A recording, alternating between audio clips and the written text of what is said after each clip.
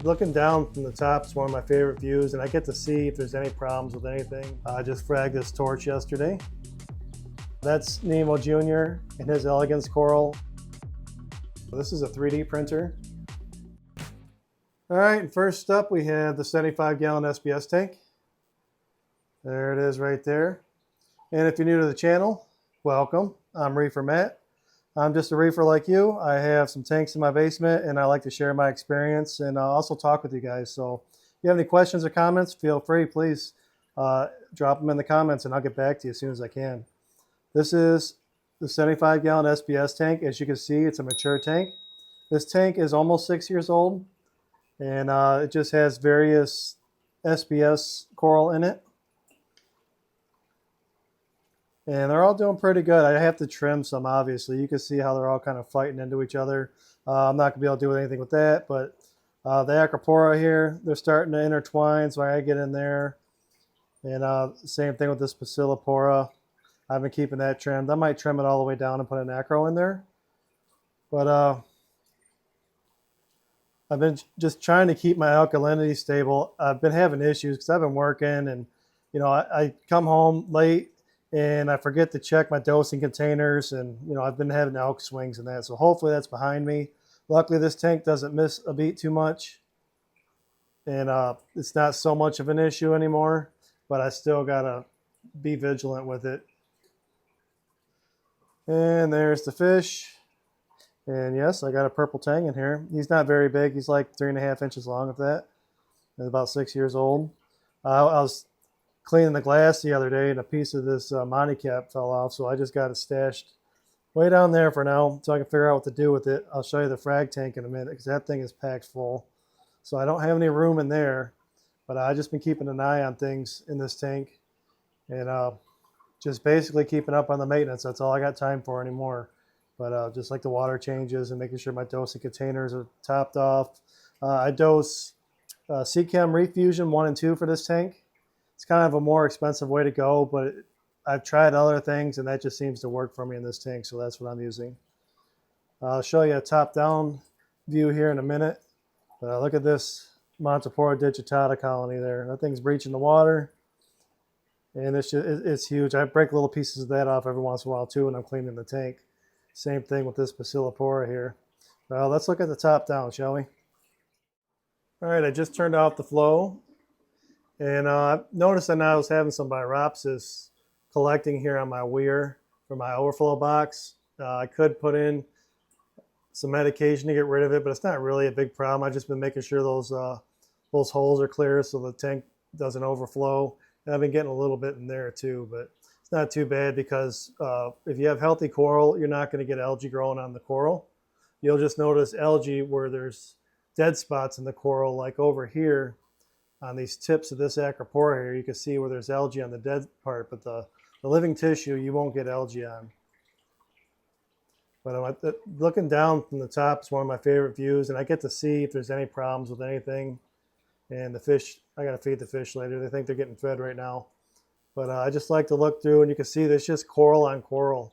So really, I can try to control it, but that's just what happens after a while. So when you're getting a new tank and you're putting coral in, try to space them apart at least 3 to 4 inches because they will grow into each other like this eventually.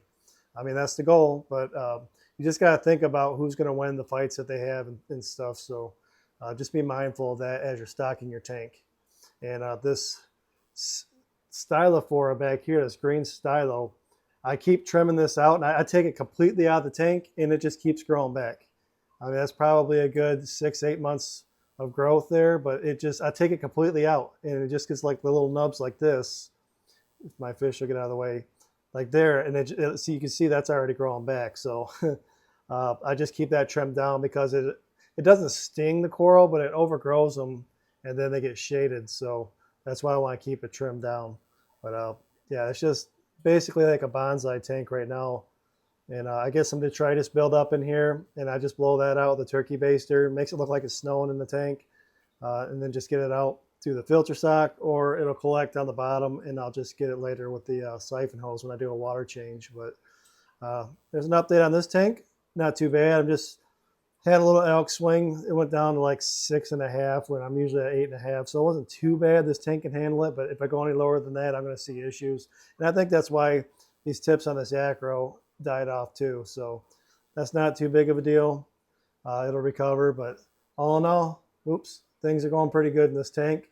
And I just got to be more mindful of keeping my dosing containers full and keeping up on things while I'm working so much. All right, and over here is my SPS frag tank. Like I was saying earlier, I'm out of room. As you can see, this tank is full. So I made some frags for a frag swap, and you know, some people are in SPS, some people aren't. I definitely am. They're one of my favorite. But I gotta, next up is to frag some of this Acropora back here, this pink Acropora. That's Nemo Jr. and his elegance coral. I used to have LPS in this tank, so I'm not moving that coral because he likes it so much, he lives in it. So I'll just leave him alone with that. But I got some algae popping up in here that I got to clean off the plugs. But what I use for that is just a Q-tip and some peroxide, and I'll do it for about 2 minutes with the frag out of the water. And then I'll put it back in after those 2 minutes are up. And I probably got to do that maybe, I don't know, 2 or 3 times, and the algae be completely gone. So that's what I do to clean up my frags when I have algae on them. You can see there's some on the bottom there. And I do have an algae reactor down here that I just got maybe a couple months ago, and it's finally starting to grow algae on it. I'm just waiting to get the nitrate down. As you can see, the nitrate's a little bit higher at 22. So I'm going to do another water change on this tank just to keep the algae down, but the coral are doing pretty good. This coral right here, I fragged the top off a month or 2 ago, and it is an Acropora. It's starting to get little nubs in the top there. I didn't know quite what it was, but it's just a slow-growing Acropora. I've had that for about 3 years, going on 4, and that's all it's done, is that right there. So it'll be interesting to see if it gets any, you know, branches or anything coming off of that. There's Sarge's cousin right there, the other Sergeant Major damselfish, and the rabbitfish, which I'll probably rehome or put them in another tank soon. He does a really good job, but this tank's just a little too small for him, so I'll work on that. Here's some of my acro collection, and they're growing out pretty good. My fish will get out of the way, like that one there is branching out really good. So much so that it's almost running into the one next to it. And polyps are out on most of them. But I just been, same thing. I had an elk swing in this too because my container got empty. So luckily it didn't go too much. It was like, went down to 7.5, and this is usually at 8.5. So it wasn't too big of an issue. There's some pink bird's nest I hope grows out. That looks cool. I think that's pink Seriatopora, and then I have some pink Stylophora there. So I don't have that in my area that I see, so I'm hoping to grow it out and share it and you know, get it in more people's tanks. And there's some more miscellaneous SPS frags. A lot of these are from the 75-gallon SPS tank. So there's this tank, definitely full. I'm going to try to frag those acros back there. I just don't have a lot of room to put the frag, so I got to watch it. But this tank's doing good too. I got to update my sticker. I got a new logo for my business. But I just do swaps here in Southeast Michigan. And I will be at the Sterling Heights show on December 15th. And here's Puffy's tank. Puffy and the boys, they're all doing pretty good. I'm going to zoom in from out here so I don't disturb them. As you can see, Finn is getting huge. He is, I want to say, 6 inches long now. He is definitely a porker. He eats everything that I put in the tank. You know, the chopped up clams, mussels, anything, scallops. He'll even eat parts of fish that I try to feed for Leonidas here, the big lionfish. So Finn is definitely bulking up, and he's sort of my mascot now for the channel. Except Puffy is still my buddy, my favorite fish in the whole wide world, Puffs. He's a dog-faced pufferfish. I've had him for going on 7 years now. There's Bandit, the Huma Huma trigger, just swimming around. They're all waiting to be fed. And there's Brownie, the fox face back there, helping me out with some of that algae. I got to clean the glass, but they like to peck at it a little bit. And then there's, I don't know what I call him yet, besides butthead. He eats everything too. He's a burrfish. So I think it looks cool because the spikes are always out.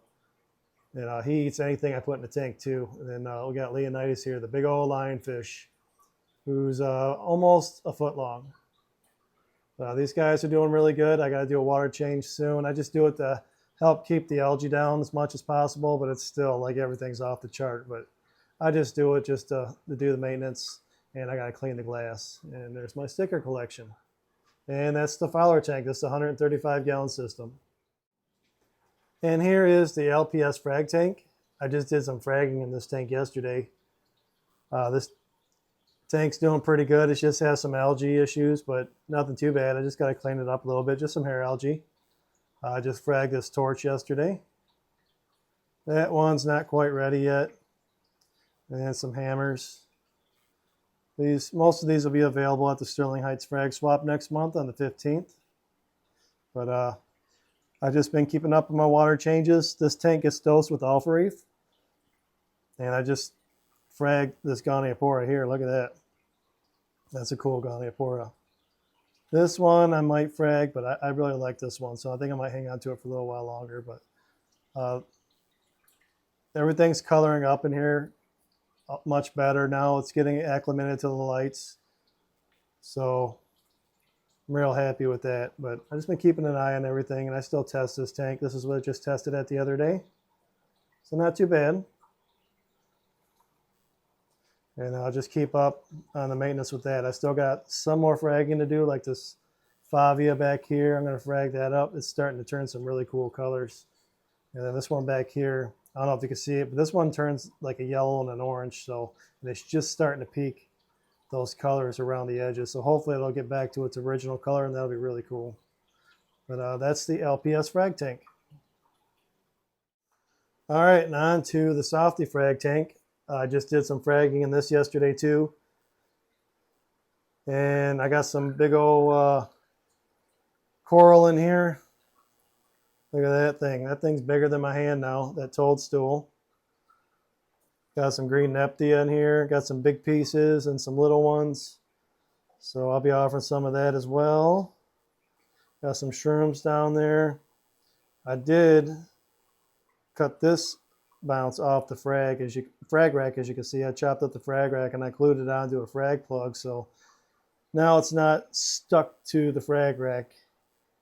This one, this is what Nemo sleeps in now. This bounce right here, this thing's pretty big. It's like 3 to 4 inches in diameter, so that's a pretty big sun-kissed bounce.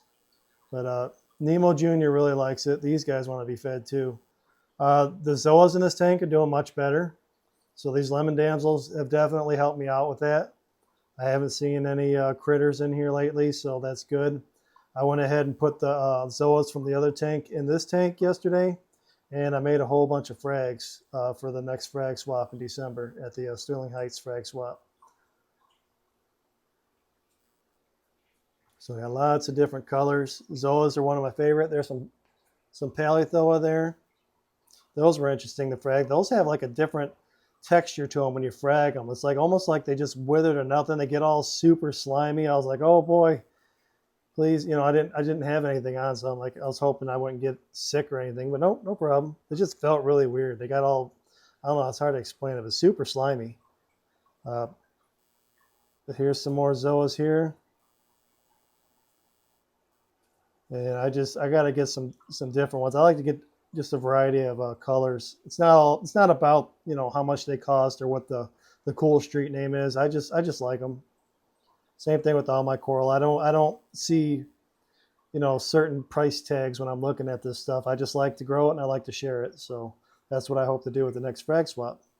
And then also, this is where I put my bird's nest that outgrows the other tank because, you know, I don't want to get rid of it. But a lot of that came out of a buddy's tank. I got like a little piece of it, and then it just kept growing and growing in the frag tank. So I put it in here, and it seems to be okay. It just turned green, but you know, the nitrates are higher in this tank, but it don't care. And I got some Bacillopora in there too. So, you know, that's cool. I just got to figure out, maybe go trade it in somewhere at the store if they want it. But fish like to live in it. See that? A little lemon damsel in there. They like to live in a coral. That's what they do in the wild. So I thought that was neat. And then there's my logo, the Eiffel Tower, for my business, Frenchy Frags. Whoops. And then this is sort of my Zoa recovery rack here. These guys are adjusting from the light from the other tank, I think. They just got shocked from the light, so I stuck them there. It's a little bit lower light there, so they'll just recover there, and then I'll put them back out on the other rack. But I'm very happy with the way this tank recovered. And it's just a matter of time when things like that happen. You just got to go through it and, let things happen and just act when you have to. But that is the 50-gallon Softy frag tank. And here's another thing I've been working on. This is a 3D printer. It's a Bambu Lab A1 with the AMS. As you can see, I have it in a dry box there to keep the filament nice and dry, which is important in 3D printing, especially with PETG, which is the type of filament you want to use for reef aquariums. This thing's making some frag racks right now, and I'll show you what those look like in here in a minute. But I designed these frag racks, and I offer them at the frag swap. But those are just one of the many things that I thought was neat with the 3D printer. I can make whatever I want for my tanks, and also for other people. So that's why I really like 3D printing. You can make whatever you want. So I'll show you what I've been up to. So here's some of the things that I made 3D printing. You should see here's the frag racks, and these do glow in the tank. And so if somebody has a frag tank and they want some cool frag racks, I'm making them in different colors for guys and girls and everybody. I'll try to make as many different colors as I can. These are bristleworm traps. And then this one's a prototype here. Sometimes as you're making things, it doesn't come out right the first time. So you just keep trying and changing things. This is the prototype. And then this is, I think it's going to be my final one. These are protein skimmer stands. This one's only 1 inch, but I'll probably make little feet to raise it up even more if people want that. But so I got a few things there. And then also some price plugs for people who sell coral. And it was cool. With the new printer that I have, I can make it flush. And I'm going to make this, see, this is a shiny finish. I also have some that are more of a matte finish too. But I thought it was neat that I could print it nice and flat. And I can, put whatever price people want on there, but I'll try to just do a general price on there that most people go with. But this is just some of the things that I've been up to. And I like to design things. And also with 3D printing, you can just get something that somebody else designed and print it out for personal use. Or you can, design things yourself, and if you want to sell them, then you can. There's certain licenses on certain things, and they say they don't want you to sell their designs. So I just make my own. I just use Tinkercad. It's a CAD program that's free online, and make it on there or on the Bambu Lab, the Maker Lab for that. So that's just some of the things I've been up to, and I'll be making more things as I go, and I'll show you one little modification I made for my frag tank. Okay, hopefully the light will help me out here, but this tank does not have overflow boxes. It just has a bulkhead with some fittings, and they go down to a sump. That's how the tank was when I got it, so I just went with it. Just added a second drain, but it still had the 2 holes for bulkheads. So it used to have these little drain things. And I don't know if you can see, but they're real thin in the middle, like where the water's supposed to go down. And I even drilled a hole here in the center trying to help more water go in, but it would kind of restrict the water going down into the sump. And I was having issues with my sump level. It would go up and down. So what I did is, this was the first one I made here, is I made these little drain covers on my 3D printer. This one has a little bit smaller holes. That was like the first one I did. And then the one over here, I can zoom in on it. That one's got the bigger holes, so it won't get plugged up so easy. But that definitely helped big time with keeping the level in my sump. And it also keeps the fish out and the snails out and everything, and it does its job. So I was real happy. I was sitting there looking. I'm like, man, I wish I could find something. I'm like, wait a minute, I have a 3D printer. And 10 minutes later, I had it designed, and I was printing it. It took about an hour or so to print, and here we are. So I was real happy with that. So that just goes to show that, you know, if there's certain things you're not happy with on your tank, if you get a 3D printer, you can just make them. Or, you know, if you know somebody with a 3D printer, just ask them. You know, they can make it for you. Anything at all. So that was pretty neat, I thought. Well, that'll do it for this video. I'm Reefer Matt. Thank you for watching, and happy reefing.